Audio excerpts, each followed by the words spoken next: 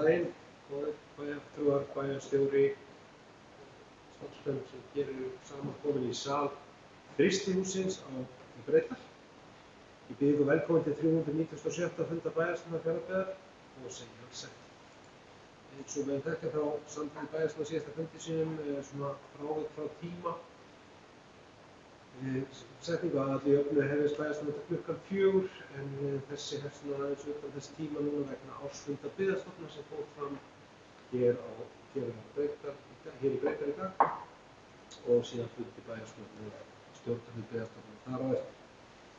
En það er reglulega ánægilegt að vera svona bara á sveitarfélagi með bæjarstjórnarfundi og höfum gert það áður og þetta er kannski svona byrjað fyrir kannski fyrir að taka yfirreið aftur og komandi hausti og fara út í hverfi sveitarfélagsins sem í hverfi og halda bæjarstjórnarfundi þar einnig eins og bæjarskrifstofa.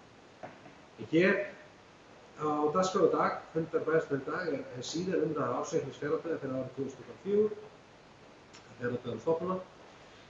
Síðan eru hér eftirfarandi á dagskrá.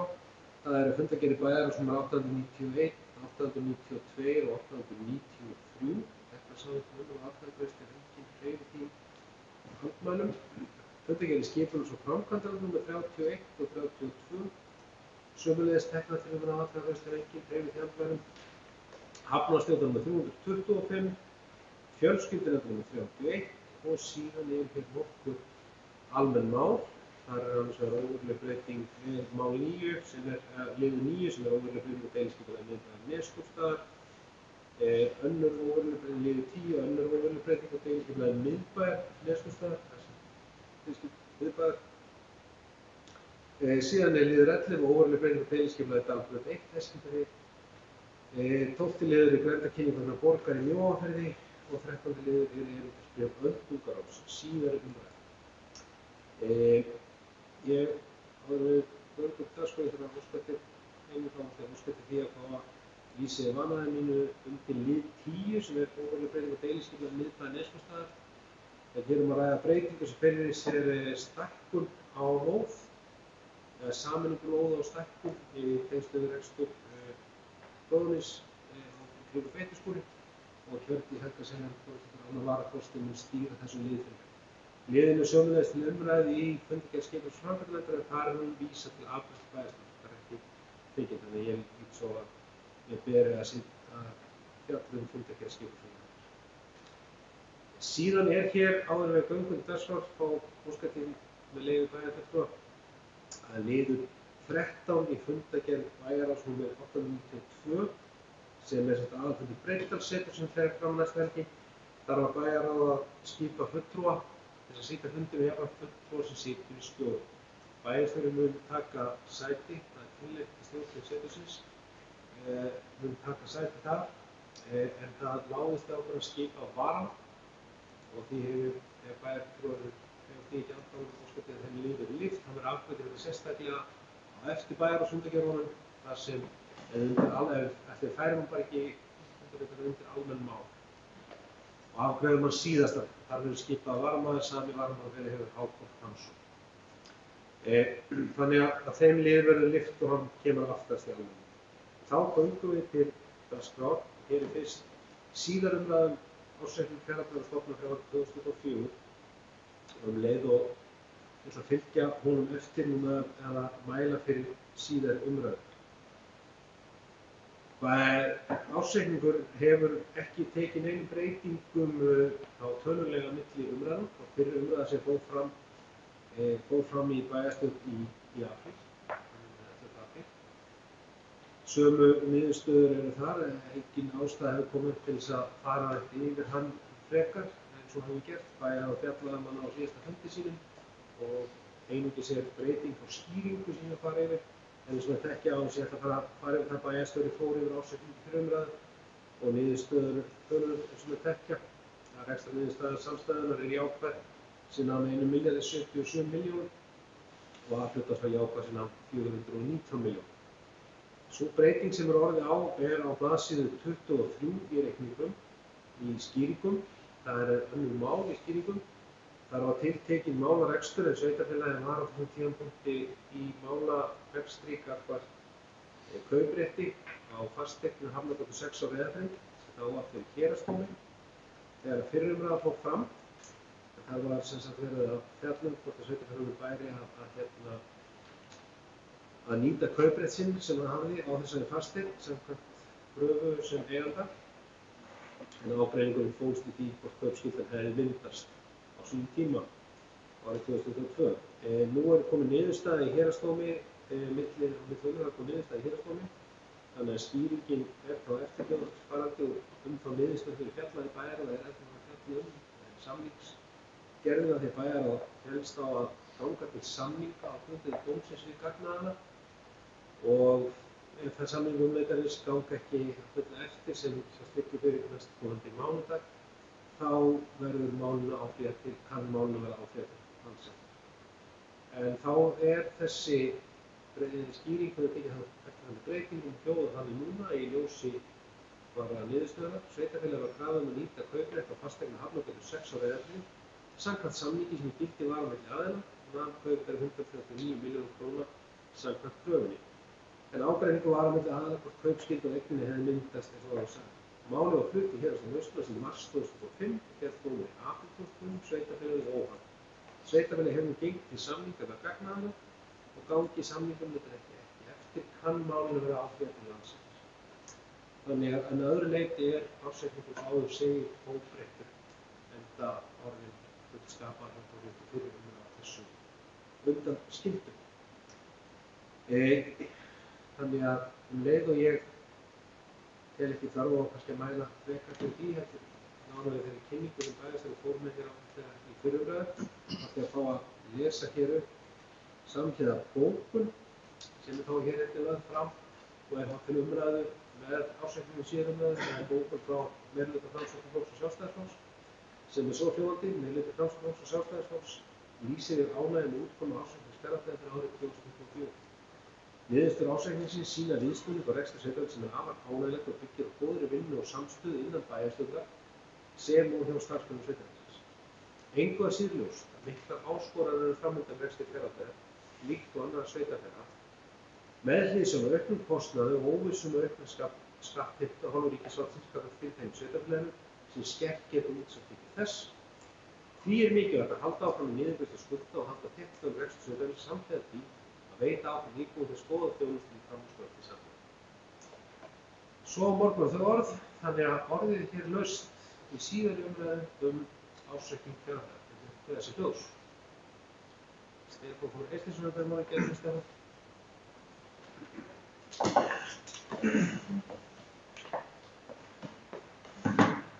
Forseti, bæjarstjóri, kjörnir fulltrúar, starfsmenn. Nú erum við komin í seinni umræðu ársreikninginn og ég held að sé svo sem það sem við gerum venjulega. Ég held að sé alveg tilmynd að taka starfsmönnum fyrir gott starf en tóku þetta ekki breytingum á milli svo sem eins og við spáðum því að hann geti gert. Það auðvitað ekki ánægjuefni. Það sem einnig ánægjuefni auðvitað það að ársreikningur Hveragerðar fyrir árið 2024 skuli sýna jákvæða rekstrarniðurstöðu bæði í A-hlutanum og í samstæðunni og þessi niðurstaða svona að miklu leyti í samræmi við þessa fjárhagsáætlun sem við samþykktum í tíð fyrir meirihluta. En þó að rekstrarniðurstaðan sé auðvitað góð, þá nauðsynlegt að rýna betur þessar undirliggjandi forsendur. Bæði auðvitað bara, kannski aðalega þannig að við svona getum þó horft fram á við hvernig við þurfum að halda hlutina áfram. Og það auðvitað alveg ljóst að niðurstaðan vitast mikið af þessi einskipti aðgerð upp á 196 milljónir sem þessi slit á skólaskrifstofunni. En einnig þarna þessi kjarasamningsbundnu launahækkanir sem við áttum von að kæmu á árinu 2024. Þær voru minni en við gerum ráð fyrir, en þær munu þess í stað lenda á næsta ári hjá okkur. Þannig að það ekkert að hafa í huga og svo sem eins og kom fram bókum í Jónabjörni að þetta eitthvað sem við þurfum að vera undirbúin undir. Að sama skapi, eins og sést í umfjöllun fjármálastjóra ársreikninginn, þá launakostnaðurinn töluvert undir áætlun, þó hann auðvitað aukist á milli ára, þarna 145 milljónir, sem svo sem að messu leyti ekki óeðlilegt. Þarna auðvitað en þá töluvert laust af stöðugildum, eitthvað vandamál sem við höfum svo glímt við í langan tíma, stöðugildi sem búið að samþykkja að ráði og eitthvað sem við þurfum laust að bæta úr. Ef maður fer yfir skýringar fjármálastjóra, þá fer hann mjög vel yfir hvar þessar stóru tölur liggja og það er ljóst að hvað varðar launakostnaðinn, þá það í raun og veru þessi kjarasamningsbundnu launahækkun sem við gerum ekki ráð fyrir og þessar vissu stöður sem vega þarna ansi aðskilja. Við erum auðvitað líka að sjá einhverja fækkun stöðugilda svo svona á milli ára, það er rétt, en það er svo sem kannski, það er ekki neina pólitískar ákvarðanir á bakvið, heldur sýnist mér að miklu leyti þetta snúast breytta þjónustuþörf í sveitarfélaginu að miklu leyti. En eins og ég segi, launakostnaðurinn er auðvitað undir áætlun, en hann eykst töluvert milli ára. En á sama tíma á launakostnaður, hann er lægri, þá er þessi annar rekstrarkostnaður, hann er töluvert hærri. Hann hækkar 262 milljónir milli ára, hann er 525 milljónum yfir áætlun ársins. Svo sem fjármálastjóri fer mjög vel yfir þetta og þarna er að miklu leyti útvístuð ákveðin vinnu þar sem við erum ekki búin að ráðina ákveðin stöðugildi, þannig að við erum svolítið að færa úr raunleiðinum okkar yfir í þessi hin rekstrarkjörn á einhverju leyti, þannig að við erum svolítið að taka út af þessu leyti þennan lægra launakostnað í öðrum rekstrarkostnaðum. Og svo svona samt að við getum ekki gera lítið úr þessum orkukostnaði sem maður hefur gert okkur grímilegt síðustu ár, það hefur þetta líka þarna. Það er svo sem fleira jákvætt í þessu, utanaðkomandi aðstæður náttúrulega hafa verið okkur nokkuð hliðhollar loksins. Ársloka verðbólgan hún var 4,8% á þessu 12 mánaða tímabili sem eins og fjármálastjóri segir, veruleg lækkun frá fyrri árum og við svo sem þekkjum þetta vel. Og það hefur þýtt að fjármagnsliðir samstæðunnar, það lækkuðu 150 milljónir milli ára, það eru 96 milljónir í aðhald, sem auðvitað það munar minna í því. Þannig það er auðvitað mjög jákvætt að verðbólgan er lækkað. Og að sama skapi þá erum við að sjá loksins, það er aðeins að hægja á þessari aukningu á lífeyrisskuldbindingum hjá sveitarfélögunum, en við höfum séð hana hækka töluvert frá því að menn fóru að reikna hana upp nýtt og hækkunin er í 228 milljónir króna lægri en árið 2023 og að sama skapi munar það. Aðeins varðandi skuldaviðmið, það er þetta lækkar frá fyrra ári í samstæðunni, 72% í árslok 24 en var 80% í árslok 23 og sama skapi skuldaviðmið að lækka í aðhaldstöð og þetta er raun og veru svona í takt við þessar áætlanir sem við settum síðustu ár. Þannig þetta er svona, svo getur maður sem þessa vinnu sem hefur verið unnið síðustu ári er svo snúa rekstrar við og við erum að sjá þetta í rekstri mjög fleiri sveitarfélaga hér að menn hafa loksins svona unnið sér tilbaka að miklu leyti úr þeim áhrifum sem til að mynda COVID hefur haft og þetta stríðsátök sem leiðis. Þannig það er svona ýmsar utanaðkomandi aðstæður sem er svo sannarlega að gera jákvæða hluti fyrir okkur. Ef við skoðum svo lántökuna í aðhaldanum frá B-hlutanum, þá erum við að sjá töluaukningu á milli ára og í raun og veru voru það 413 milljónir króna í árinu 2024 sem er yfir 314 milljón krónum umfram áætlun ársins. Að sama skapi þá auðvitað er að sjá að fjárfestingar ársins í A-hluta þær fara flestar fram á áætlun eða samtals 141 milljón króna og þannig það er auðvitað eitthvað sem við þurfum að líta til. Og við vitum að það er áfram fjárfestingarþörf í sveitarfélaginu og þessar fjárfestingar hafa svo sannarlega verið nauðsynlegar og hefur verið bara gert vel í þeim málum og allir svo sem bara staðið að því og nauðsynlegt í uppbyggingu sveitarfélags eins og okkar. Við erum á bókum.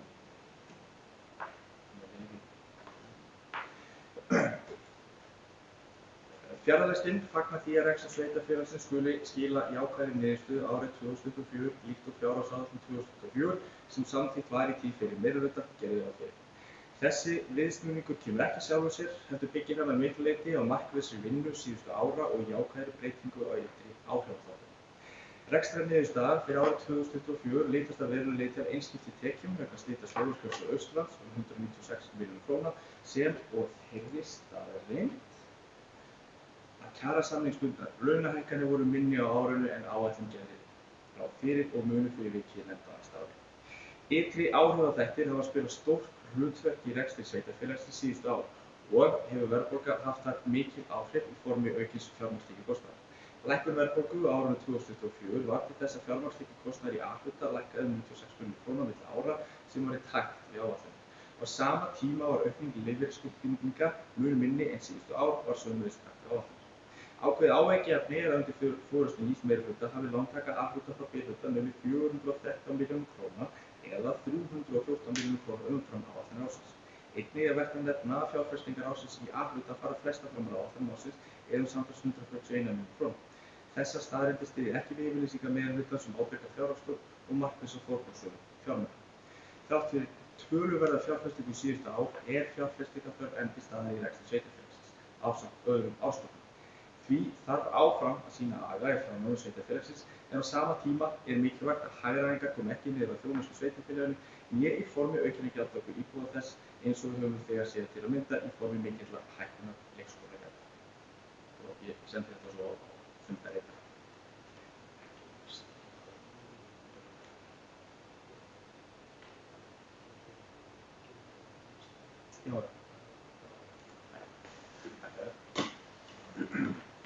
Takk fyrir Stefán. Ragnar Sigurðsson er kominn að gera Ragnar.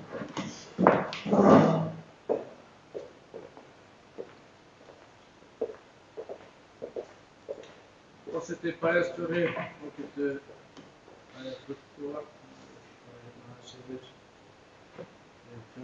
ársreikning síðar umræðu og fara hans yfir nokkur atriði kom fram í máli Jón Björns, forseta bæjarstjórnar og Stefáns á fjárlagalistanum.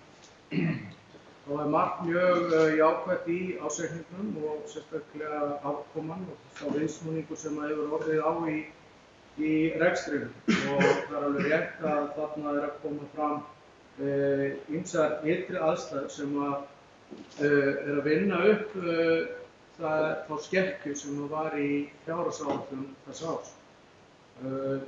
Til að mynda þá var gert ráð fyrir lónu en það var lónubrestur og það má segja að einskiptiskostnaðurinn vegna skólaskrifstofunnar vegi upp það tekjutap sem við verðum fyrir vegna lónubrestsins og svo förum við þarna í aðgerðir sem styðjast við meirihlutasamning Sjálfstæðisflokks og Framsóknarflokks, sérstaklega hvað varðar launaliði, þar sem sérstaklega var tekið á því í meirihlutasamningi að sérstaklega er horft á forgangsröðun verkefna í gegnum starfsmannavelferð. Þannig að þarna eru störf sem ekki verið að auglýsa þó svo það hefur verið samþykkt í fjárhagsáætlun. Þannig að þetta er svo sannarlega pólitísk ákvörðun og margt sem við höfum verið að gera sem hefur verið fólkið í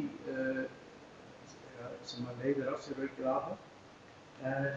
Það er vissulega þannig eins og hefur komið ítrekkað fram að þarna eru ytri áhrif sem hjálpa til við reksturinn og er kærkominn.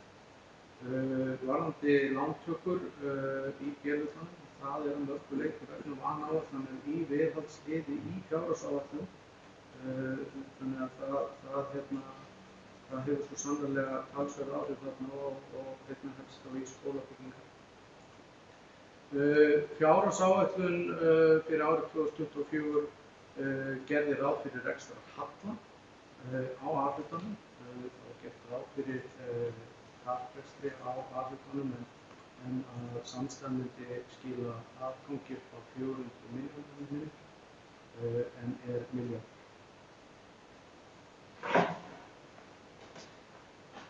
Ragnar, aðeins að fá orðið haust og hvernig ljós og svo sem sagði hérna í fyrri umræðu og svo sem við höfum séð að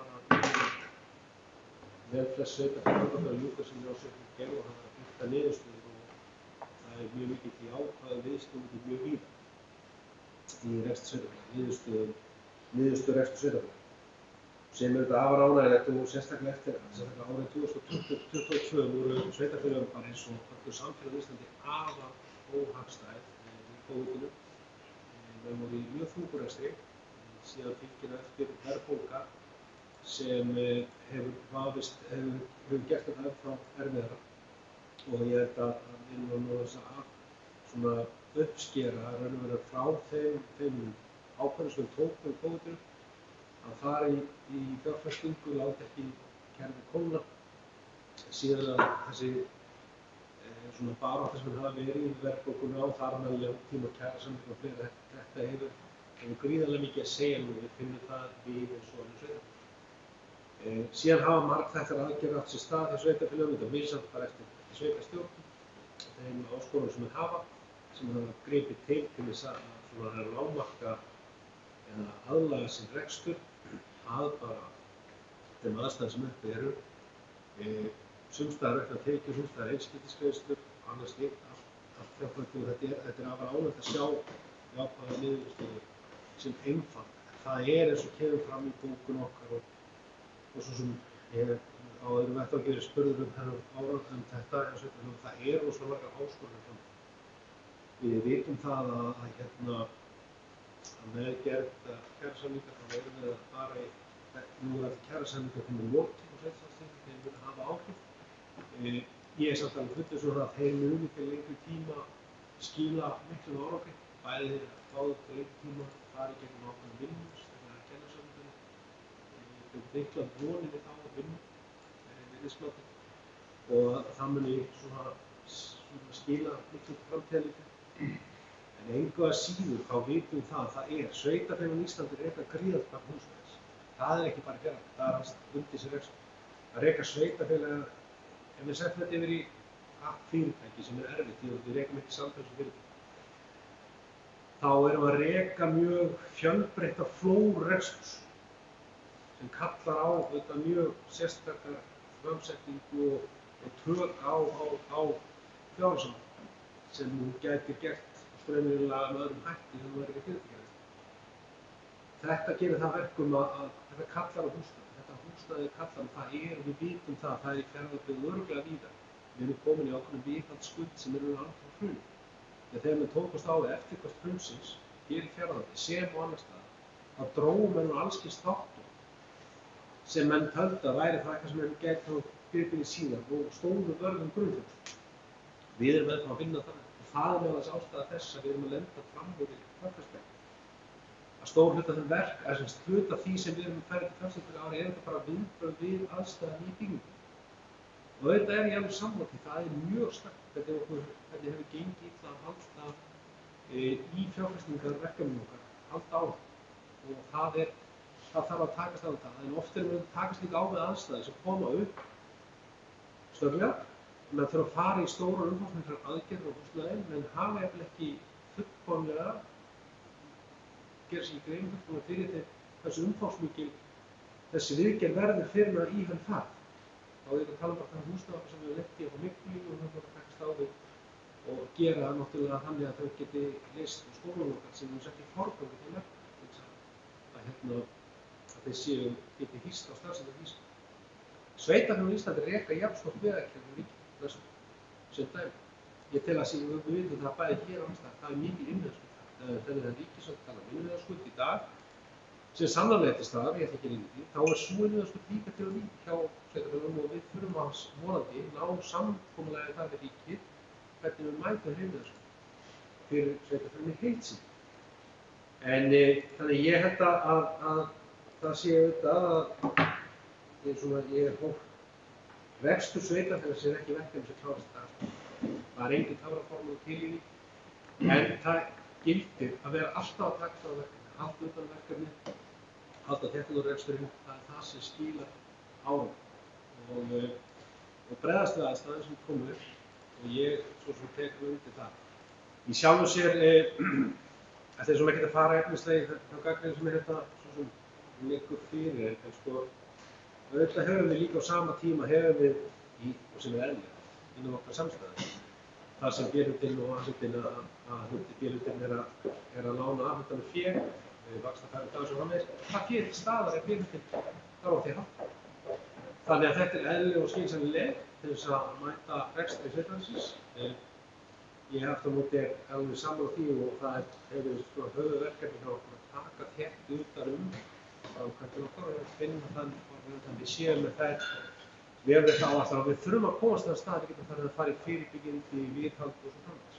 Við erum að stíga fyrstu skref aftur núna með þeirri vinnu sem við höfum verið í að fara með eignir okkar, ákveða framhald þeirra, ákveða hvað eignir við höldum, hvað eignir er kannski ekki í hlutverki.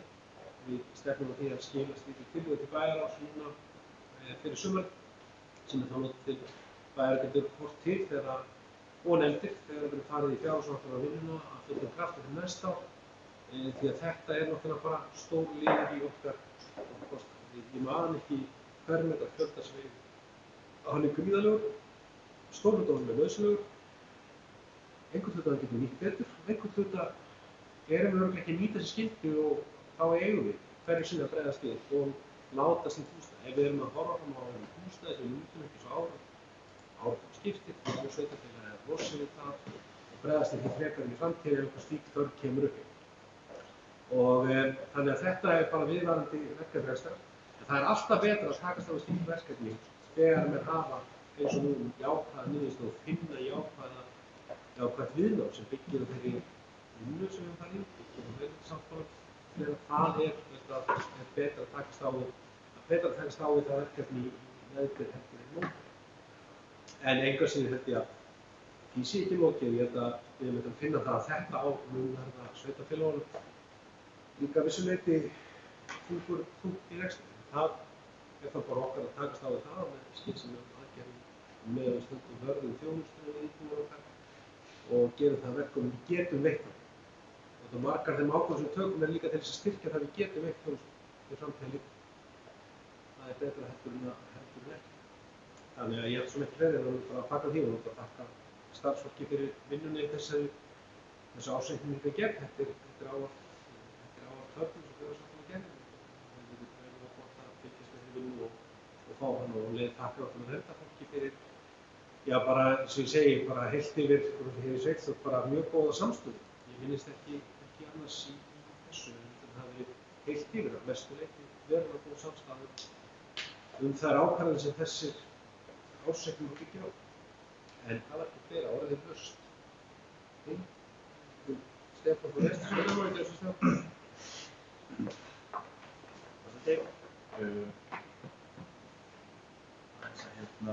Það er nokkra hluti, svo sem Jónatinn leiðir mig ráttur ég hélt einhvern veginn að ekki vera gert ráð rekstrarhalla 2024, gert ráð fyrir 109 afgangi, var ekki rekstrarhallinn 23. Ég leiðir ekki þannig að það voru bæði sjónarmið fyrir svona.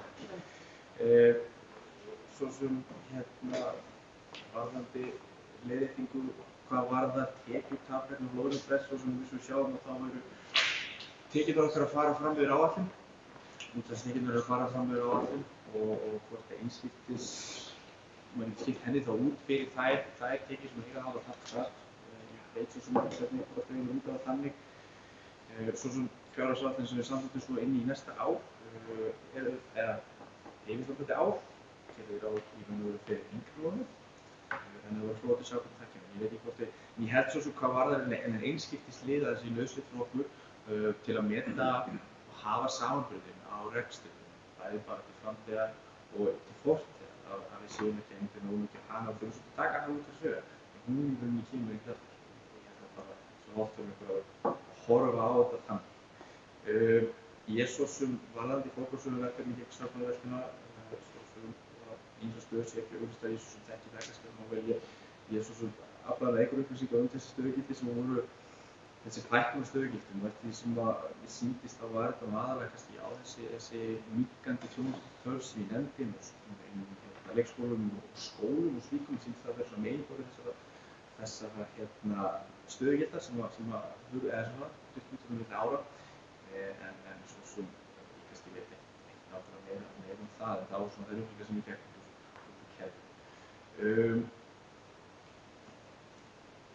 já, þetta sé svona komið frá mér svona í þessu í byrjun. Það er Stefán Ragnar Sigurðsson við voruð eftir þessu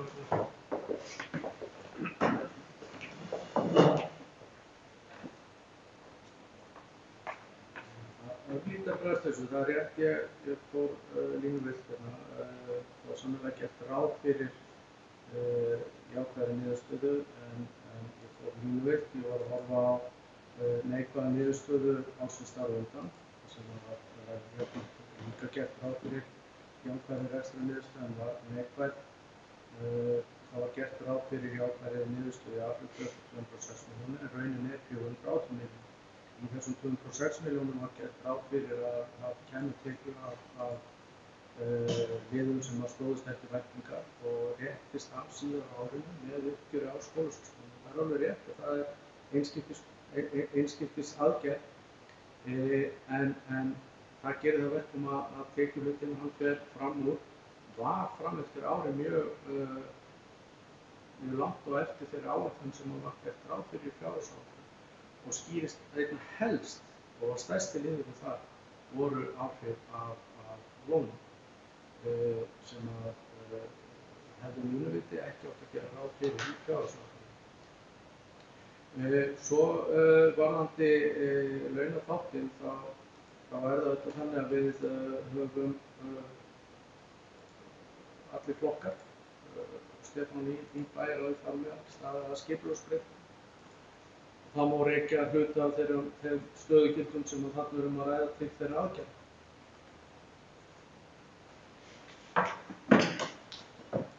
Það var orðið laust, síðan voru þessu ljós, ég beti ársreikning Fjarðabyggðar stofnunar frá 2020 það er með nýja aðfram.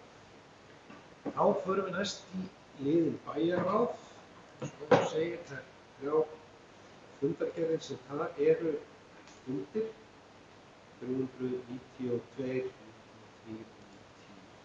892,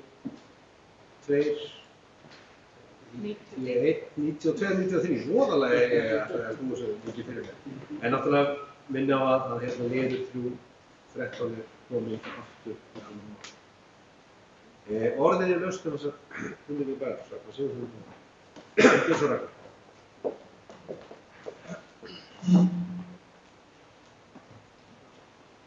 Já, takk fyrir. Þetta eru 3 fundargerðir bæjarráð sem við ætlum að fara hérna yfir og það er fyrsta fundargerð númer 891. Þannig byrjum við fara yfir í lið 2.1 skipulag úrgangsmála í Fjarðabyggð og þarna erum við á tímum og erum í ákveðinni stefnumótunar vinnu sem við erum að viða á okkur og taka saman sem mun þá nýtast þegar við förum leggja línurnar áður en við förum að taka saman og láta vinna útboðsgögn fyrir okkur vegna útboðs á sorpmálum í Fjarðabyggð áramót. Lið 2, þar vorum við að fara yfir einangrun og kyndingu Fjarðabyggðarhöllinnar og hallarinnar.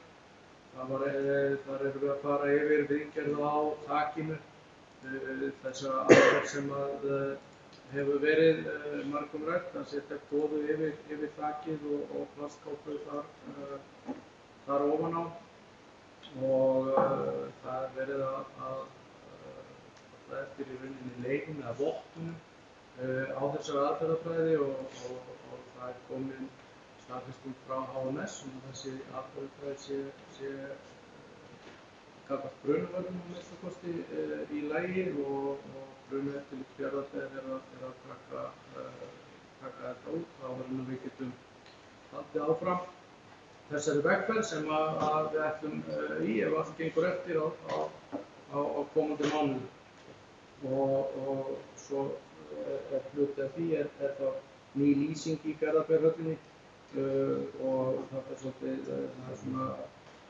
við bíðum eftir skýrari svörum frá Byrgjum varðandi hvenær hægt að afhenda okkur ný ljós og verður þá farið í endurnýjun á ljósabúnaði hallarinnar sem að mun þá vera til talsvert orkusparnaðar og rauninni hagræðingar. Þar á eftir í lið 2-3 tókum við fyrir erindri og tanndrápu einnig vegna Fjarðabyggðarhallarinnar sem er að kynna fyrir okkur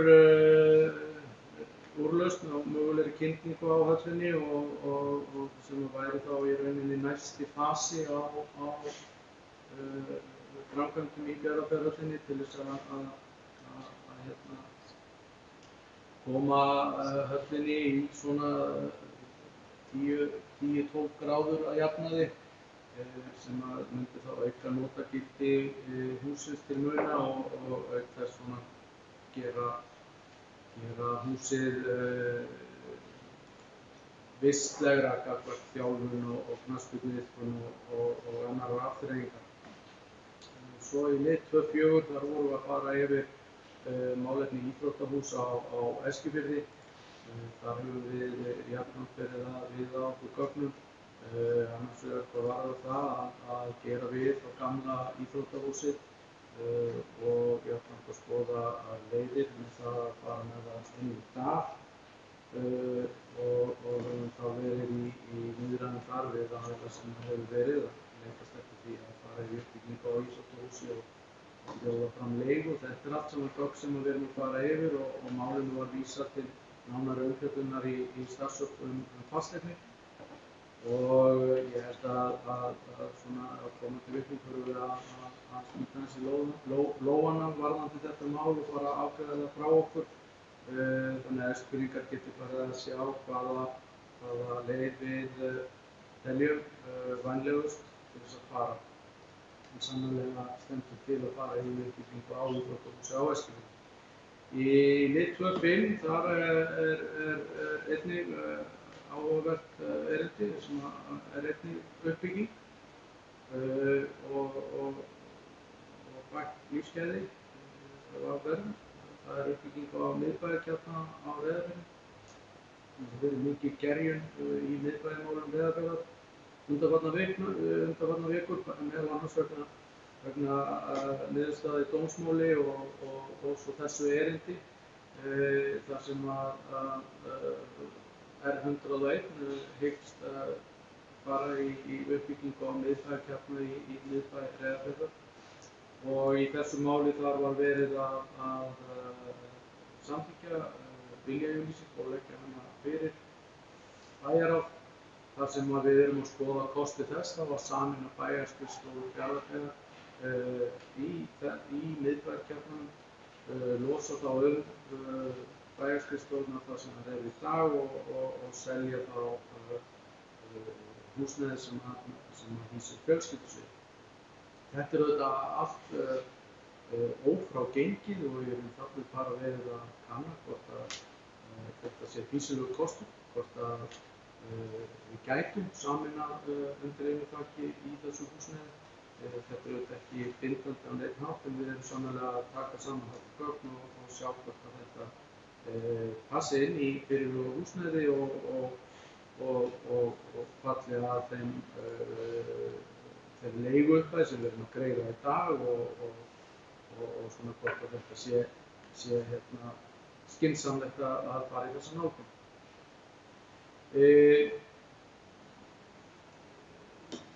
Þá held ég að það hafi mestmegnis í þessari fundargerð hafi bara verið kynning á öðrum fundargerðum stjórna en í fundargerð bæjarráðs nr. 892 þar tókum við fyrst fyrir niðurstöðu í dómsmáli vegna Hafnargötu 2 á Reyðarfirði og þarna var lögfræðingurinn hjá okkur að fara yfir niðurstöðu dómsmálsins og í stuttu máli að þá á þetta sér 15 ára sögu. Við vorum með forkaupsréttar ákvæði í húsinu. Við virkjum það fyrir 2 árum ef ég man rétt og þá virkjum við forkaupsrétt í húsinu og höfðum ákveðnar hugmyndir kaupverð sem gekk svo ekki eftir að við fengum verðmat á húsinu. Það verður þá til þess að við höfnum verðmatinu og höfnum því að ganga inn í kaupinu á húsinu sem eigendur hússins ákveður að stefna okkur fyrir og haldi og samkvæmt niðurstöðu dómsins hafði rétt fyrir sér að þarna hefði myndast kaupskylda. Og núna þá verið að ræða við eigendurnar hvort að við getum þá náð samkomulagi það að ganga að kaupum að húsinu á því verði sem að verðmæti segir til og það skýrast á næstu dögum hvort að það gangi eftir. Annars í lið 3.3 þar var verið að leggja fram tillögu að viðtalstímum bæjarráðs og bæjarstjóra sem að við ætlum að halda núna í maí og byrja núna í næstu viku á Reyðarfirði og við förum svo í alla byggðarkjarnana og endum á Eskifirði þriðjudaginn 20. maí og þetta hefur verið auglýst í helstu miðlum og heimasíðu sveitarfélagsins og þarna geta bæjarbúar komið og tekið samtali við fulltrúa bæjarráðs og bæjarstjóra hvað eina sem liggur þeim á hjarta. Það sem ekki meira sem ég ætla að fara yfir í þessari fundargerð. Í fundargerð bæjarráðs númer 893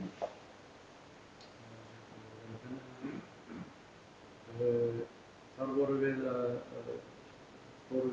yfir þær breytingar sem var farið hér yfir sem hafði orðið á ársreikningum og milli umræðna sem eins og komið fram ekki tölulegar breytingar, breytingar á skýringum sem vegna þessa dómsmál sem við fórum hér yfir og svo í lið 4.2 þá var farið yfir þær úthlutanir sem hafa verið afgreiddar úr framkvæmdasjóði ferðamannastaða. Mjög ánægjulegt að segja frá því að við fáum tæpar 100 milljónir til uppbyggingar í Fjarðarbyggð og það þá á Fleygsárfossi og Búðarárfossi og Streitiskarfi. Það þá annar áfangi í Streitiskarfi en fyrsti áfanginn í Fleygsárfossi og Búðarárfossi og það er búið að vísa þessu til vinnslu í skipulags- og framkvæmdanefnd og þá til frekari framkvæmda. Og þarna erum við einnig fórum við yfir á þessum bæjarráðsfundi yfir gang mála í framkvæmdum á ljósleiðaralagningu sem jafnframt ánægjulegt að segja að það gengur eftir áætlun og Breiðdalurinn að klárast, Stöðvarfjörður byrjaður og jafnframt Fáskrúðsfjörður líka. Svo verður farið þá í kjölfarið að klára það sem eftir á Norðfirði og á næsta ári þá verður öllu lokið og enda á Eskifirði og Reyðarfirði sem þessum ljósleiðaraframkvæmdum. Þarna eru öll heimili að fá ljósleiðaralögn inn til sín, þeim að kostnaðarlausu og svo eru íbúar þá að fá kynningarefni það hvernig að þessu er staðið og þá hvernig þeir geta hugað að framhaldinu, þar að segja á samband við fjarskiptafyrirtækin og koma sér upp tengingum ef þau kjósa að gera slíkt. Þetta gengur mjög vel og það hefur verið vel staðið að kynningum bæði að hálfu Mílu og sveitarfélagsins og ég veit að við munum halda því áfram og ég vona að íbúar taki þessu fagnandi, þetta auðvitað ákveðið rask. En ég vona jafnframt að atvinnulífið taki við sér líka og kalli eftir því að fá ljósleiðaralagnir þar sem það á eftir inn í sína starfsemi. Ragnar, orðið laust og þetta getur takkar oss. Og veist eins og við meðum hann í gerðsust. Hvað sem þið? Það eru mörg orð þessar fundargerðir. Það kom að byrja í fundargerð bæjarráðs nr. 892. Það er lið 3.3 sem voru viðtalstíma 2025 og bara þakka fyrir boðið að þessu sinni og ég vona að fyrir að minni bæjarráð séu spenntar á mig og ég er spenntar á fyrir því að fá að fara ykkur. Það er ánægjulegt að fá að sitja þessa fundi hérna með. Næst langaði mig aðeins að koma inn á lið 3.15 sem ég held að sé vel við hæfi sem fjárhagsáætlun Fjarðabyggðar 2026 þar sem við erum að hefja þetta ferli að skipuleggja vinnu fjárhagsáætlun fyrir næsta ár. Ég hæfi við nefnum það hérna þar sem við ræðum ársreikning 2004 Þetta þetta ferli sem við búum að setja upp fyrir nokkrum árum, hefur gengið ágætlega og eins og við vorum að ræða núna í ársreikningum, þá eru ýmsar áskoranir. Við þekkjum ágætlega þessar áskoranir sem snúa að sveitarfélaginu, vitum að það eru ekki beinlínis smávaxtar, þannig það mjög svolítið að við vinnum við þessu ferli, við gerum ekki ráð fyrir öðru. Ég reyndi að vona bara að fjármálateymið fái smá pásu eftir þessa vinnu með ársreikninginn áður en þið fara á fullu í fjármála. Aðeins undir fundtækja bæjarráðs númer 893, lið 4.2 sem umsókn framkvæmdar og ferðamannastaða. Ég held að sé ekki úr vegi að óska starfsmönnum til hamingju með greinilega gríðarlega vel unnar umsóknir. Þarna eins og Ragnar kom inn á, þetta tengdust 100 milljónir króna til framkvæmda, sem er gríðarlega ánægjulegt. Hérna erum við búin að skapa sér vinnu til næstu ára, og bara virkilega ánægjulegt að Fjarðabyggð og þessu umsóknir hafa fengið þetta brautargengi og verðum virkilega fróðlegt að fylgjast við þessu framkvæmda. Þetta auðvitað annar áfangi þarna í Streitiskarey og svo verður einnig fróðlegt að fylgjast með uppbyggingu hérna Breiðholts og Búðarfoss. Það var virkilega spennandi verkefni þarna. Aðeins líka undir máli 4.5 eins og svo sem Ragnar kom inn á Þjórsárverir og þetta voru ánægjulegt að fylgjast með framganginum í verkefninu. Þetta gengið vel og byggjum mikla vonir við að þetta haldi áfram að ganga vel. Það verði búið að tengja þessi rest af þessum kjörnum áður en að sumarið er búið svona eins og áætlunarstaðir fyrir þetta gengið virkilega vel. Við getum bara öll fagnað þessum framgangi. Meira var ekki meira í byrjun. Stefán, orðið laust, fásundur undirgerðum bæjarráðs, svo sem kannski þessu leyti á svipuðum slóðum og þessi hér að samstarfsframmi í bæjarráði hvað hér tóðu, kannski bara fagna auðvitað og sem ekki fann að sjá fyrir það enda á tíminu komum framkvæmdir hér á stað. Það var samt margt sem hnígur því að þessi leið sem er búið að skoða mjög ítarlega lengi, að fara í þessa einangrun með kvoðu og gangi eftir með þeim vottunum sem hafa komið og síðan þessum útlættum sem við þurfum að ljúka heima fyrir eftirliti og bingahöllra og lagt áherslu á að menn gangi til verka þar markvisst. Þannig að við þurfum að horfa til þess að þessi aðferð einungis vinnanlega að sumri þannig veðurfarsaðstæður og okkur veitir ekki tíma. Það alveg gríðarlega mikilvægt að við höfum sagt það að fara í þessa framkvæmd, bæði til þess að auka nýtingarmöguleika hallarinnar þó að sé náttúrulega ómetanlegt að hafa þessa aðstöðu að koma sér óeinangrað. Geta haft þennan möguleika á að stunda íþróttir á veturnar óháð veðri. Þá er kuldi mikill og síðan náttúrulega bara þau vandamál sem við sjáum að eru farin í húðun járnsins sem er árið, sem er gert að verkum að árið fallið við tölvöld mikið viðlag og þess ekki bara hafa kannski þær afleiðingar að mikið tjón sem framönda. Þá er þetta bara mikilvægt að fara í þetta verk og er bara að vera stórt framfaraskref fyrir íþróttir líka hjá. Þannig að við treystum og vonum að við komast hér á staði í sumar og sjá þetta gerast. Þá þurfum við gott og sólríkt sumar, það er best, þá gerist það hraðast. Við treystum því að slíkt verður. Og við náttúrulega í þessu telst þá að geta að skoða allar möguleika á kynntingu þá sem er undir framtíðinni. Aðeins bara í lið 3.3 þá til að kemur ljós hversu spennt við verðum að hafa það með Stefán, það er með heiðaðir í bílum og leiðir í tímana. Þetta verður bara verulega gott að bæjarráð og bæjarstjóri fara þessi veitastíma og þetta verður vel nýttir að íbúa. Aðeins í lið 4.2 bara ánægjulegt að fá þessa miklu einspillingu núna í gegnum framtíðina. Og leið er það bara mikilvægt fyrir okkur. Við höfum lokið líka fleiri verkefnum hjá framtíðunum sem við höfum verið í áður.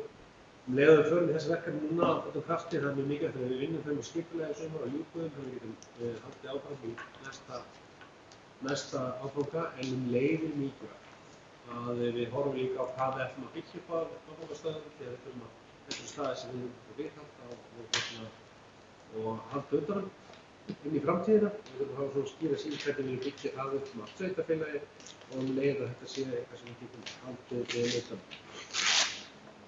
Eins og þeir kemur fram, og Ragnar kom hér inn á að þá skipul úrgangsmála búið að vera títt inn á borði bæjarráðs og hefur svo líka verið skipt og hangadræn. Þess vegna að fara yfir svona framtíðin í því, útboð þeirra. Í þeim málaflokki, þeim mikilvæga málaflokki. Það er mjög mikilvægt að við náum vel utan þetta mál og stígum svona skref til framtíðar sem gerir það verkum að þessi úrgangslosun okkar komist svona í gott stand, bæði á dýrfúr, inn á sofnarstöðum til þess að minnka magn urðunar og leið að geta horft til þess að minnka kostnað á íbúðuna sem það fer á. Þannig að það er til mikils að vinna og við þurfum að vanda það mjög vel og gera það mjög mikið. Aðeins í lið 4.5, það er saman með ljósleiðarvæðinguna að við erum að horfa til þess að í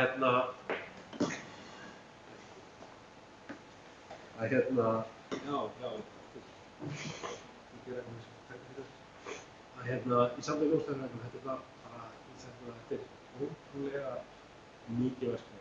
Það er í ljósleiðarvæðingu það er náttúrulega gegnum þegar við hefum náð miklum áfengum á síðustu ára við dreifbýlisþjónustu eða í gegnum Ísland ljósleiðarvæðingu að við höfum tekist að klára ljósleiðartengingu dreifbýlisins að undanskildum sunnanverðum sem ennþá við horfum þá til að geta nýtt eða farið í þá ljósleiðartengingu tengstu við þriggja-fasa lagningu rafstrengja Rarik frá Gróttir sem á áætlun Rarik árið 2008.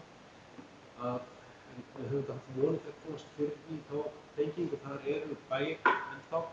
En annars hefur þetta þá svo ná núna þéttbýlinu bara upp á búsetu skilyrði fleira. Þá er þetta gríðarlega mikilvægt fyrir okkur og það verður fagnaðarefni að sjá þessu lokið á næsta sumri þegar Eskifjörður og Reyðarfjörður klárast.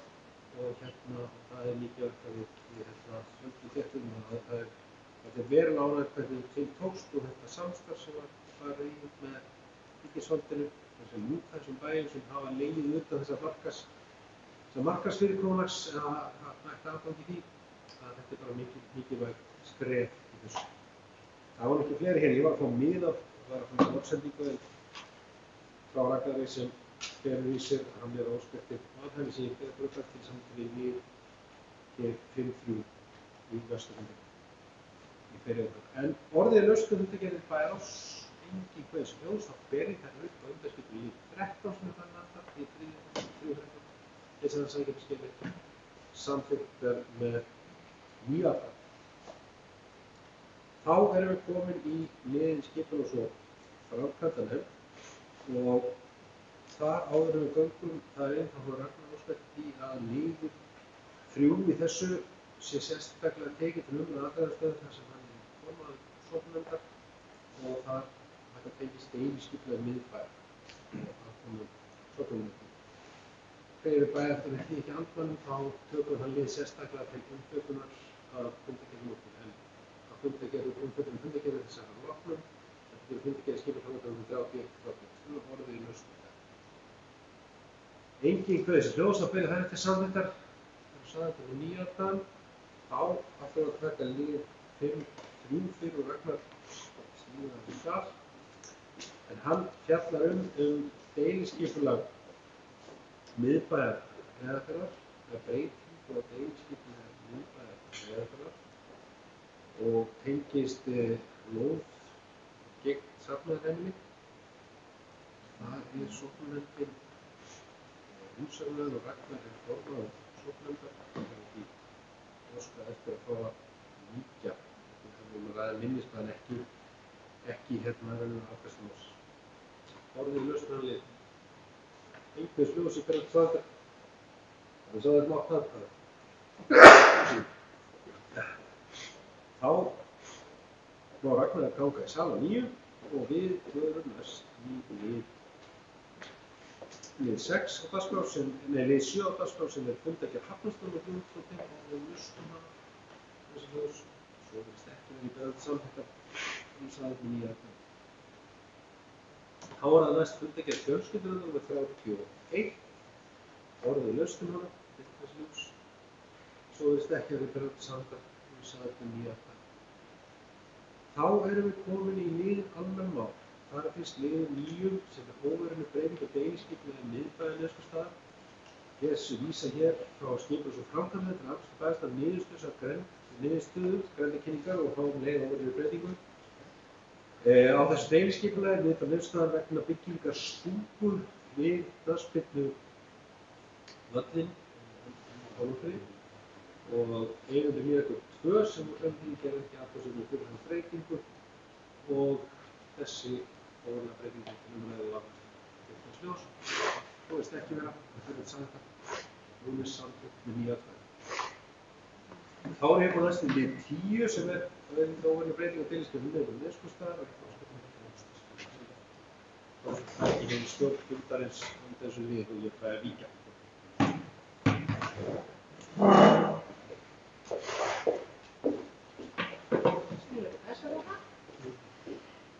Jæja, þá er næsta dagskrá liður 10 í almennum málum.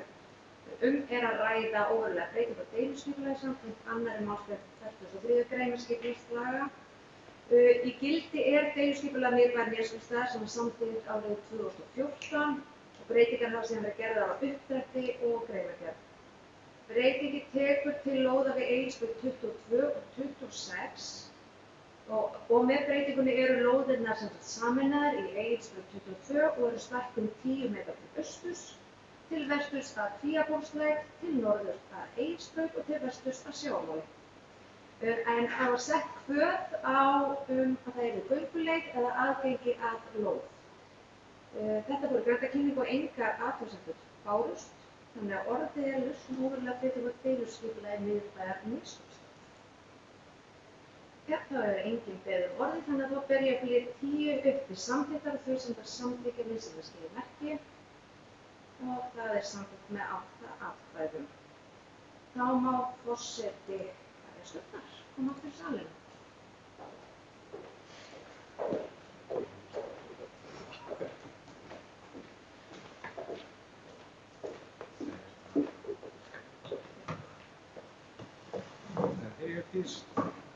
Þá göngum við til næsta liðar sem er liðar 11 sem er óveruleg breyting á deiliskipulagi Dalgötu 1 á Eskifirði.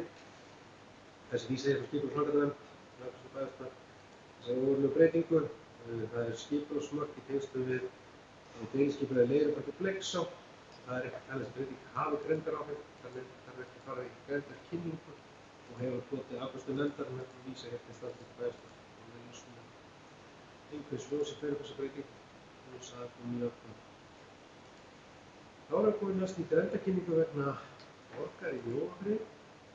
Þessi vísa hingað frá skipulags- og framkvæmdanefnd til Akstursbæjar niðurstöðu grenndarkynningu. Þetta er vegna byggingar sólskóla við húsið Borg í Mjóafirði. Það voru engar athugasemdir gerðar með þeirri grenndarkynningu. Nefndin hefur afgreitt þetta en bæjarstjórnin staðfesti niðurstöðu grenndarkynningar og við laust þessu ljós. Það ber þetta sagðar og samþykkt með 9 atkvæðum. Þá erum við næst komin í liðin erindisbréf öldungaráðs. Þetta er síðar umræða og var mælt fyrir erindisbréfin hér fyrir fyrri umræðu. En þarna voru eins og menn þekkja breytingar, orðalagsbreytingar og fleira á erindisbréfi öldungaráðs í tengslum við breytingar á öðru nefndakerfi sveitarfélagsins. Það var ekki orðið breyting á tilhögun milli umræða og orðið laust. Þessi hljóð sem ber þetta erindisbréf því upp hér til samþykktar. Það er samþykkt 9 atkvæðum og hefur þar ekki til næsta gildi. Þá erum við næst komin í lið sem var áður 3.13. En við vorum síðastilega inn í 3.13. Tók bæjarráð fyrir beiðni tilnefningu á fulltrúa til að setja aðalfund Breiðdalsseturs og jafnframt tilnefningu til setu stjórn Breiðdalsseturs sem er sjálfstæðisstofnun sem er hér á Breiðdal. Bæjarráð tilnefndi Jón Árni Þórðarson bæjarstjóra til setu á fundinum og jafnframt setu í stjórn sjálfstæðisstofnunar en það láðist að skipa varamann og því er fram gert tillögur hér að Hákon Hansson sem verið hefur varamaður verði áfram varamaður og hún fer bæðist ásamt því að hún staðfestur leið eða endur staðfesti að Jón Árni Þórðarson fari með umboð bæjarins á þessu fundi úr síðan orðið laust. Þið sagði þetta 9 atkvæði. Þetta var síðasti liður á dagskrá bæjarstjórnarfundar hér í dag. Ég þakka bæjarstjórnarfundar þetta og góðar umræður.